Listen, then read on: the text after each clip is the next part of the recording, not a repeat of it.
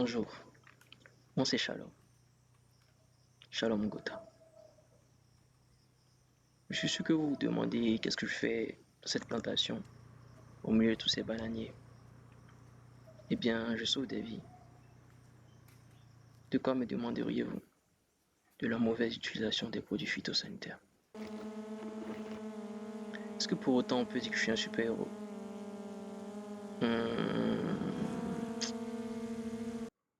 Je pense bien que oui, on peut dire que je suis un super-héros. Ouais, je suis Steve Hughes, ambassadeur. Alors tout a commencé hier, quand je suis arrivé sur la plantation. On avait un traitement phytosanitaire à faire avec 3 personnes assez spéciales qui sauvent les plantes, qui les protègent au risque de leur propre santé. Vous voulez que je vous raconte? Bon, là, il y avait Wilfried qui ouvrait des bouteilles d'herbicide sans aucune protection, aucun gant, aucun masque, cependant avec le sourire. Jonas qui puisait de l'herbicide. Il avait laissé ses gants à terre, Jonas. Vraiment, Jonas. Et des bouteilles d'herbicide qui traînent au fond du pick-up, découvertes, non rangées, une bouteille de fongicide sans étiquette, de la nourriture malheureusement laissée près de bouteilles d'engrais. Là, j'étais vraiment choqué de voir qu'il y avait un enfant et que personne s'en souciait. Bonjour les gars, j'espère que vous allez bien.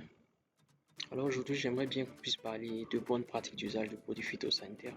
Vous savez, hier on a eu un traitement herbicide et qui parle de produits phytosanitaires parle de produits chimiques, donc de risque de contamination.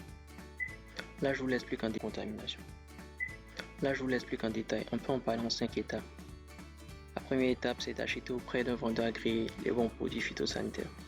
Donc, effectivement, on doit savoir le produit qu'on veut, qu'ils sont en accord avec l'usage auquel on le dédie, mais surtout s'assurer que le vendeur respecte les conditions, les autorisations pour pouvoir vendre le produit.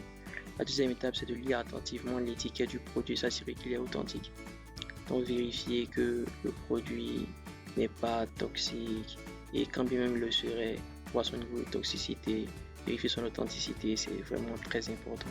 Après, transporter et stocker séparément les produits de protection des cultures. Il va sans dire que lors du transport, il faudrait que les produits soient séparés des animaux, de la nourriture ou des êtres vivants. Ensuite, porter des équipements de protection individuelle. J'adore cette partie. On va en parler davantage dans la suite. Et qui parle d'équipement de protection individuelle sous-entend qu'il faudra protéger tout le corps. La dernière étape consistera alors à avoir une application sûre et efficace des produits et une bonne gestion des emballages après l'usage. Il est vraiment important de noter ici qu'il faut utiliser le bon équipement et surtout en bon état. Il arrêtera par exemple de travailler avec un pulvérisateur sur la buse et bouchée, le temps de pouvoir la nettoyer ou si encore le fût qui contient le produit est percé et que le produit nous coule dessus. Il est vraiment important de pouvoir respecter ces règles quand on utilise des produits phytosanitaires. Encore un conseil non des moindres, il serait vraiment important et judicieux de respecter une certaine période avant la récolte, dans notre cas précis ici des bananes, qui est souvent indiqué sur le produit. Cela nous permet d'éviter les risques de contamination par les résidus de produits qui pourraient être sur les fruits. Pour finir, il est vraiment important de pouvoir rincer les bouteilles de produits déjà utilisés au moins 3 fois et les stocker dans un endroit hors de la portée des enfants ou des animaux et non les jeter avec les autres ordures ménagères. Ceci dit, passons enfin au port des EPI. Bon, dans mon sac, j'ai un casque de protection qui fait partie des équipements de protection individuelle, mais ici il ne va pas vraiment beaucoup nous servir. J'ai également une combinaison, j'ai des gants et j'ai un masque. Les desserts. Bon, déjà, ouvrons le paquet pour la combinaison.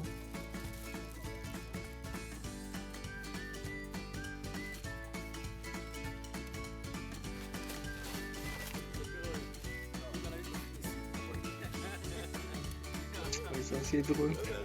Du 3XL.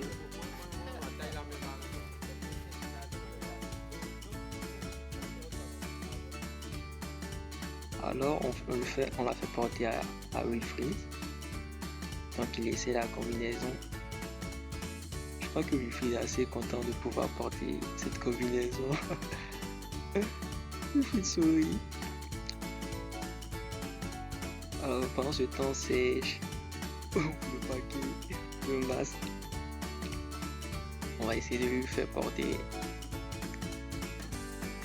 On commence par les lunettes. Après on essaie avec le masque.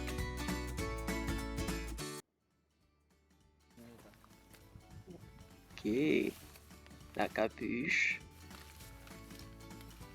les bottes, pour pouvoir se protéger, également les pieds, en plus de toutes les autres parties du corps et bien évidemment les mains. Il est enfin prêt. Allez, on va observer comment il va traiter ce stade-là. On peut constater que Wilfried est protégé de la tête aux pieds.